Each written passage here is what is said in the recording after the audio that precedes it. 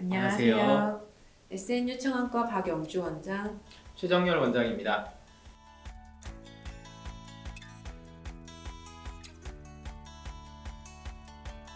우리 눈은 카메라 같은 구조로 되어 있어서 빛이 이 뒤에 필름 역할을 하는 망막에 정확히 맺히도록 설계가 되어 있어요. 그런데 그 빛이 여기 맺히지 않고 그보다 조금 더 앞에 맺히게 되면 근시라고 부르는 현상이 되고요. 뒤에 맺히면 원시가 되는 겁니다.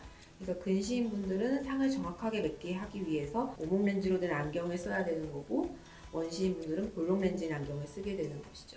근시는 사물의 초점이 망막 앞에 맺히게 되니까 가까운 거는 보이지만 원거리를 볼 때는 저처럼 이렇게 오목 렌즈형 렌즈를 끼셔야 보이게 되고요.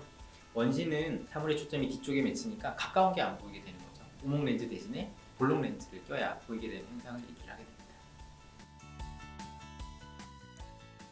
저희의 사례를 먼저 예를 들어 설명을 해볼게요.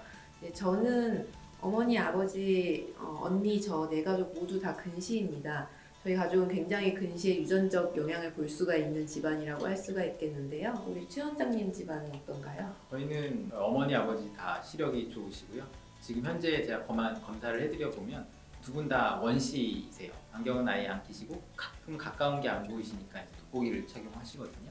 근데 이제 저나 저 여동생 같은 경우 두 명 다 근시입니다. 저는 3.5디옵터 근시고 제 여동생은 한 2.75디옵터 정도 근시여서 저희 집안 같은 경우는 이상하다. 너희 둘은 왜 그러니? 라는 얘기를 하시거든요. 박용주 원장님 같은 경우는 가게 내에 어떤 유전적인 경향이 있는 걸로 보이고 저희는 유전적인 경향은 조금 의문스럽고 어찌 보면 환경 때문에 근시가 더 유발이 된 어떻게 보면 굉장히 재미난 케이스라고 보시면 될 것 같아요.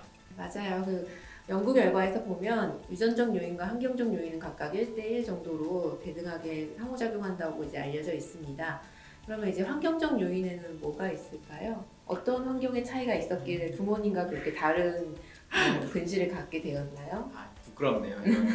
좋은 유전자를 받았는데 어떻게 하다 보니 환경이라고 하는 게 여러 가지 요인이 있겠지만 연구 결과에서는 이제 1시간 이상의 야외 활동을 하라고 되어 있거든요. 물론 이제 근거리 활동을 많이 해서 이제 근시가 생기는 경우들도 있지만 야외 활동이 부족해서 근시가 생기는 경우가 더 많기 때문에 제가 봐서는 이제 제가 중학교, 고등학교 때부터 이제 시력이 떨어지기 시작했는데 그때 이제 뭐 부끄럽지만 공부는 아닌 것 같고 아무래도 게임 많이 해서 그런 게 아닌가 라는 생각이 들기도 합니다. 실제로는 이제 1시간 이상의 야외 활동을 하는 것이 굉장히 중요하다고 알려져 있고요. 당연히 이제 근거리 활동을 많이 하면 야외 활동 시간이 줄어드니까 서로 맞물려서 돌아가는 게 아닌가 싶습니다. 근거리 활동보다는 야외 활동을 많이 하는 것들이 중요하다. 그런 것이 아마 환경 조절과 관련돼 있지 않나 싶습니다. 방금 최 원장님이 말씀하셨듯이 이제 우리 아이들 위해서 근시 예방하는 방법을 얘기해 보자면 하루에 1시간 이상 야외 활동하기, 가까운 데서 책이나 타블렛 이런 걸 가까이서 보는 습관 줄이기, 그리고 스마트폰도 좀 멀찍이 해서 보기 이런 것들이 있겠습니다. 이제 환경적인 요인은 그렇게 되겠고요. 이제 해볼 수 있는 것들이 이제 치료적인 부분이지 않겠습니까? 근시를 진행하는 것을 우리가 막을 수는 없거든요. 왜냐하면 결국은 이제 눈의 길이 성장과 관련돼 있는 거고 성장과 관련되기 때문에 한 번 생긴 근시는 없어지지 않습니다. 그래서 우리가 근시 진행하는 것의 속도를 늦춰보기 위한 것들이 여러 가지가 있겠죠. 첫 번째가 이제 아트로핀이라고 하는 오래된 연구 결과가 나와 있는 안약 사용이 되겠고요. 두 번째는 드림 렌즈와 같은 이제 콘택트 렌즈의 착용이 되겠죠. 그래서 특수한 그 드림 렌즈를 사용을 하게 되면 두 가지 다 이제 근시 진행 속도가 1년에 갈 것을 2년으로 늦춰두는 대략 한 50% 정도의 경감 효과가 있거든요. 그래서 조금 늦추는 방향으로 가는 치료들을 그렇게 해볼 수 있겠습니다.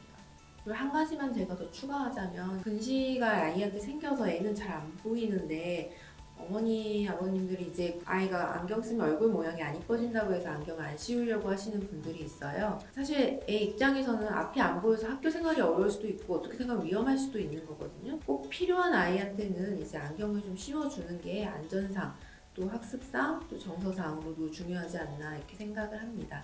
드림 렌즈나 뭐 기타 그런 사용들은 부차적인 문제고요. 아이에게 제일 어떤 것이 좋은지를 제일 꼭 생각을 해야 되겠습니다. 오늘은 근시의 환경적인 요인과 유전적인 요인에 대해서 말씀을 드려봤습니다. 유전적인 요인은 우리가 어떻게 할 수 있는 방법이 없지 않습니까? 그래서 환경적인 요인은 우리가 충분히 컨트롤을 할 수 있으면서 근시 진행 속도를 늦출 수 있는 방법들이 여러 가지가 나와 있거든요. 그래서 환경적인 요인이라도 우리가 근시 진행을 예방하기 위해서 조절을 할 수 있어야 되겠고 노력을 할 수 있어야 되겠습니다. 환경적인 조절 자체를 경시하지 말자라는 내용으로 오늘 이 근시에 대해서 말씀을 드려봤습니다. 당신의 소중한 눈 최고에게 맡기세요.